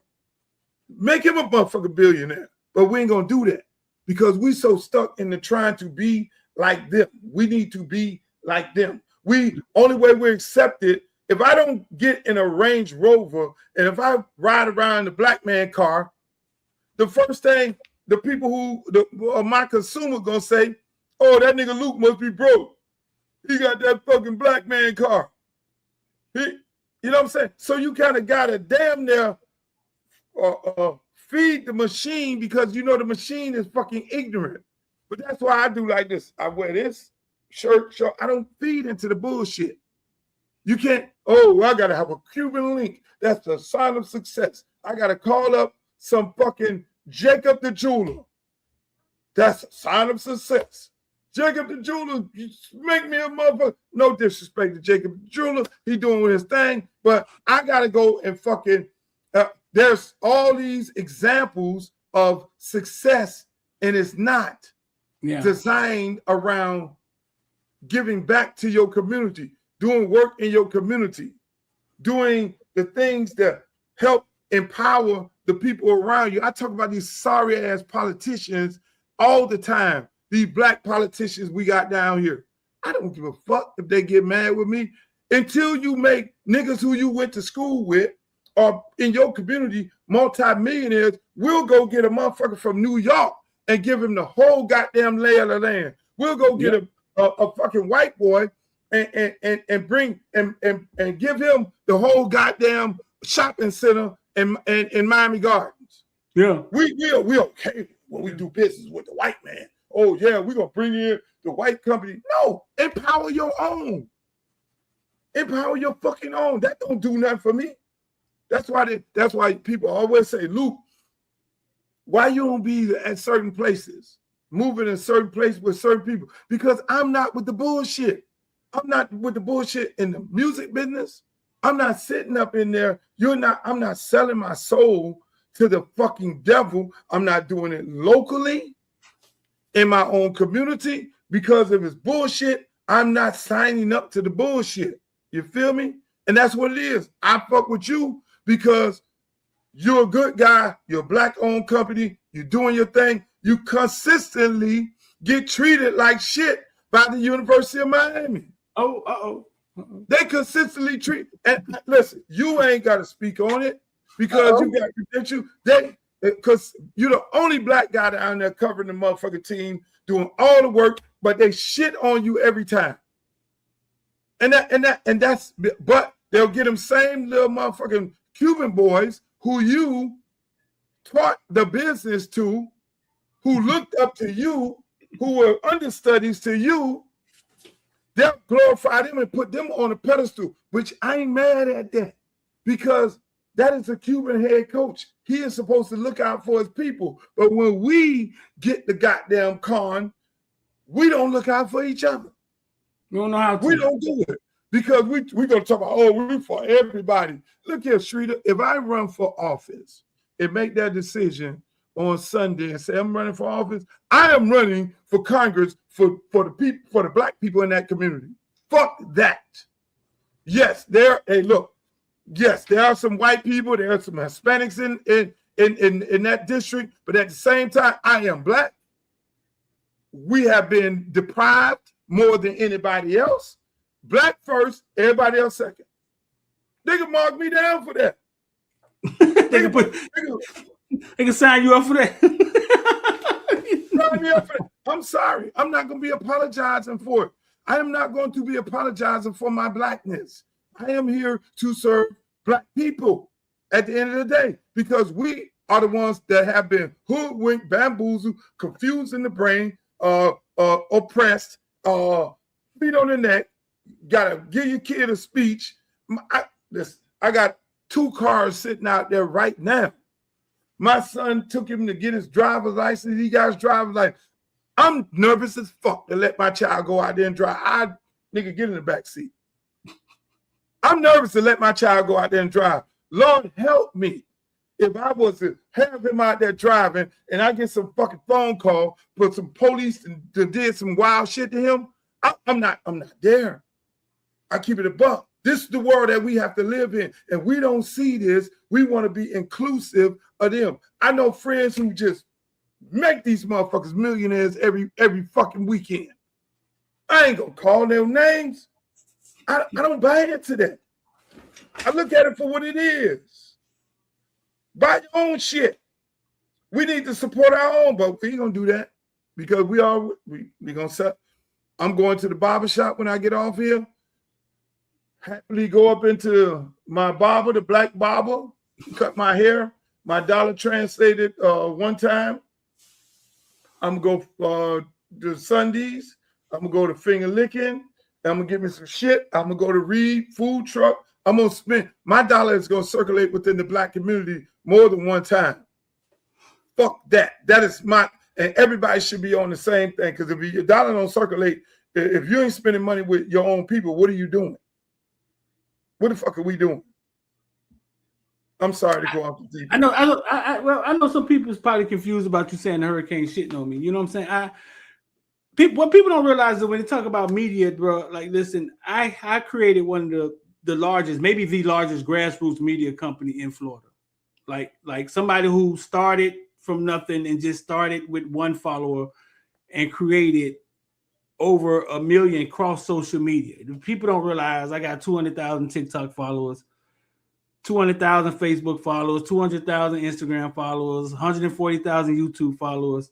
One of the largest grassroots media company. I was at the University of Miami. The first time I started interviewing people, Alan Hearns was there. That was maybe 8, 9 years ago. I was the only media company in the room of my kind, not of black, of my kind, of social media. I was in the room with an Instagram account, not knowing if I was real media or not. You know what I'm saying? This was maybe 10 years ago. And I realized something. I realized that I wasn't one of the big media companies, but what I was somebody from the community, and I had access to things that a lot of them were trying to get access to. And that's kind of what I built the community on. So, I mean, we interviewed most of the NFL guys are in the Cam Kitchens, James Williams, Leonard Taylor.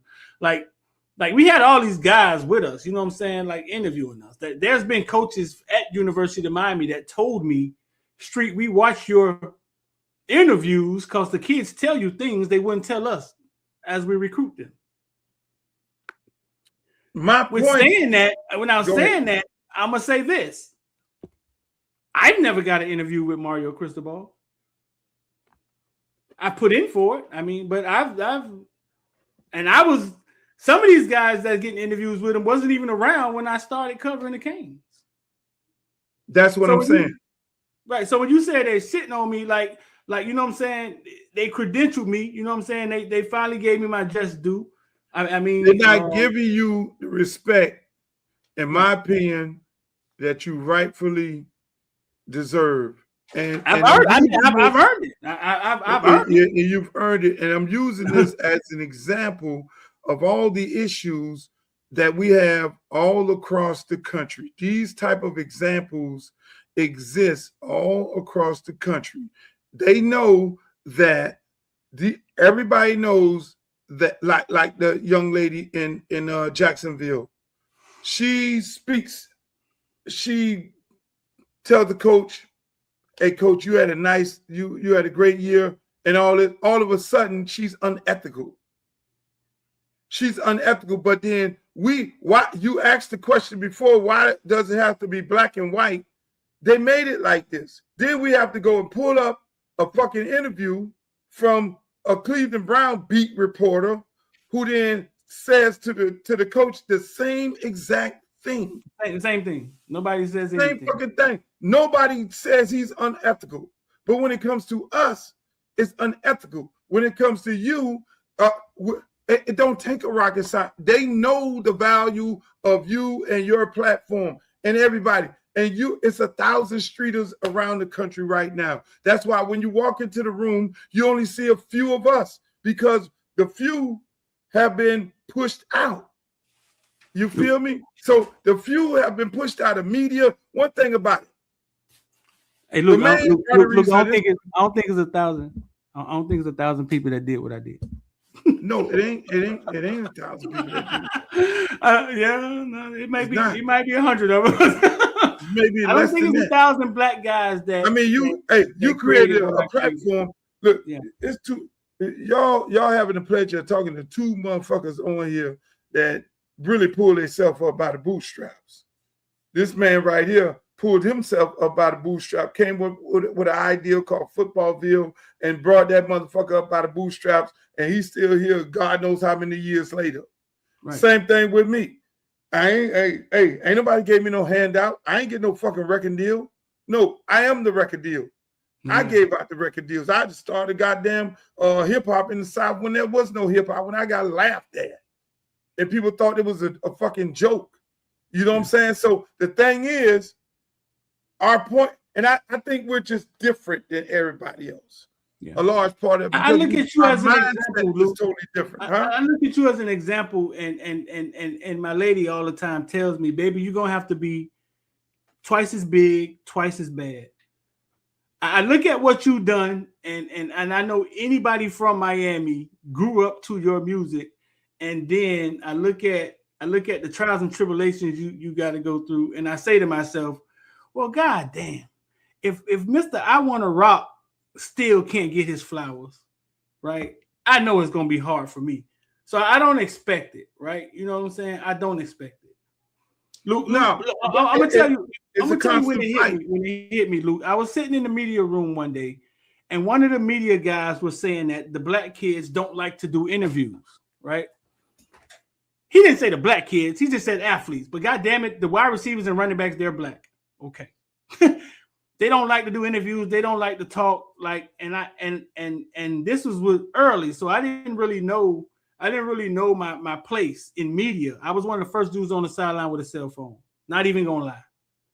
Didn't even know if I was supposed to have the motherfucker. I just knew I could go to Twitter faster than the bigger companies can go back and produce what they were trying to produce. I saw it before them. So I said to him, I said, listen, maybe if you inform the kid on how him talking to your millions of followers on your website could help him, he would be more inclined to interview. And the media guy looked back at me and said, that ain't my job.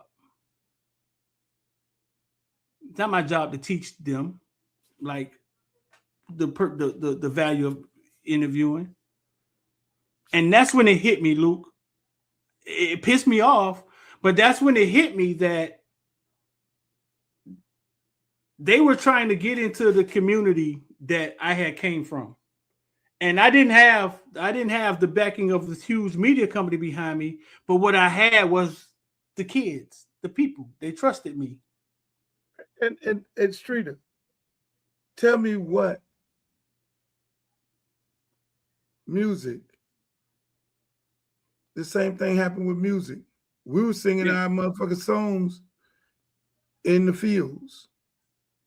We were singing our songs in our own community, doing our own concerts. We were in just this community here. We had to go to Overtown to stay because black people weren't allowed to stay on Miami Beach. And then integration came. Then, oh yeah, I'm going to South Beach. I almost fucking threw up when LeBron James said that. And I love him to death, do business with him right now today. He know no better. He know no better. He know no better. He know no better. He know no better. Again, no. So I'm saying our music, our fashion, they want to be us. Now everybody want to look like our women. You gotta have them. Before it was like, oh, they got big asses and big lips, and that's where the monkey term came in at. And then all of a sudden, everybody want to have big ass, big lips, and big butts. Everybody want to look like us. Everybody want to have curves. You can't even be a model if you got curves. So every aspect of us, they want to be like us, but they don't want to buy into what they don't want to buy. You don't see them at Arlene's. You go to Arlene's, you used to do your show there. You don't see them spending money with us. You don't see them spending money with our fashion. We have fashions like all kind. I mean, I wouldn't say FUBU and all that because shit, I went up in FUBU and I saw some people in the back room with the things on their head and all that. I'm like, what the fuck? I thought we on FUBU. I'm just keeping it a fucking buck. So at the end of the day, my thing to this, Streeter, we really have to look at the things that are going on in society today, whether it's media, whether it's we just got to look at us as one and say, look, man, this is the most important time for us to come together, support each other, and teach these young people because they're going to be left with what? AI is whooping ass. Chat GPT, you got all kind of shit. They ain't gonna have no fucking jobs. They're gonna be so left behind. They got them in these bullshit schools where they ain't teaching them shit. You got bullshit charter schools. You got bullshit high schools where they ain't even got internet in the fucking public schools and shit like that. So they're getting left behind educational wise. The parents is too busy working 2 and 3 fucking jobs trying to make ends meet, trying to keep a roof over their head. The rent is out of fucking control. Man, I don't even want to get into that because now the whole fucking reason why my black ass is moving toward running for office so I can try to save some of these motherfucking people because we fucked up. We're fucked up as a people. We are fucked up because we don't stand together. We don't stand together. When a man asks you, talking about, oh, they don't know how to talk. How about because they don't want to talk to you because they feel like they got to speak your language. When the athlete, the black athlete don't want to talk to the white reporter because they know you trying to get clickbait. You don't like them. They already know what the fuck you on. You trying to catch them in some bullshit. Plus, you don't speak their language. They don't feel comfortable talking to you. And that's why all those people have a problem with those guys talking to you. But then again, we have those other ones, the Stephen A. Smith and the Cam Newtons and all them. And we have a lot of them that they like talking to. I'm going to leave it on that. I got to go get a haircut.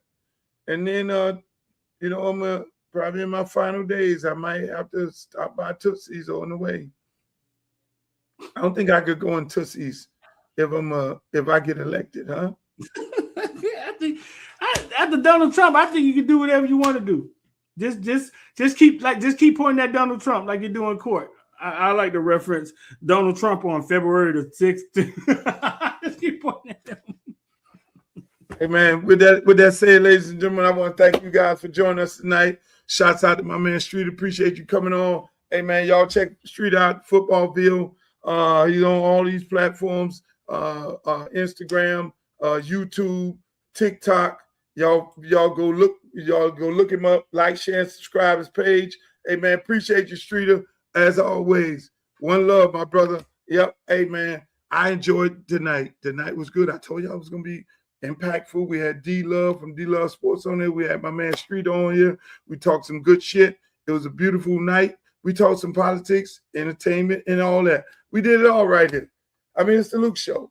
What the fuck you expect? We'll be back tomorrow, people. I like this time of night. But then again, we might be on at 5. Y'all just stay tuned. Just stay tuned. Make sure y'all go to my social media page. Go to Twitter, Uncle Luke Real One on Twitter. Go to my Instagram page, Uncle Luke Real One on Instagram. Go to my YouTube page. Follow me on YouTube as well. That's Uncle Luke Real One on YouTube, and also my fan page on Facebook. Y'all go over there and follow me on there. I appreciate you all. I love everybody. I want to thank you all for joining the show. Shouts out to my girl Glow. a regular. As always, I love you. Make sure y'all follow Glow down there. She does some dope customized gear. I'm telling you. She made a goddamn AKA hat for my ex-mother-in-law. Can I say that? Ex-mother-in-law. Well, I gave it to my son because he was taking it and say, give your grandmama this for Christmas, and it made her day, and she loved it. Matter of fact, AKAs, I'm gonna see y'all in a minute up in Orlando. We're gonna have us a good time. Shouts out to the AKAs. I love y'all and everybody else. But until the next time on Sunday. Sunday, make sure y'all check me out on the Glenn Milberg Show on TV 10. Here, I'm going to make my announcement whether or not I'm running for Congress, getting into that circus that y'all see on TV, getting 2 feet in the fire. I'll make the decision on Sunday. I'm going back and forth. But at the end of the day, like Walter Cronkite always said, may the good news be yours. Make the booty go, make the booty go, make the booty go, make the booty go, make the booty go, make the booty go, pop, pop, make the booty go, pop, pop. I need some bad girls. I'm gonna let y'all hear my new song. I need some bad girls. Come on, baby. Come on, right here. You and you. Come on with that, your fine ass. Sit on the